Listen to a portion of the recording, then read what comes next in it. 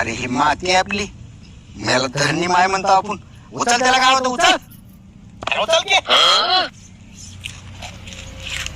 अरे तुम्हाला माहित आहे का हे कसला माणूस आहे? 5 रुपयाची कुरकुरीचा पुडा खाते आणि त्याच्यातला सुद्धा एक कुरकुरा खाली पडलं का नाही ती इचून खाते. हे काय माणूस आहे? निव्वळ बिकारड माणूस आहे. याला काय आहे का याला?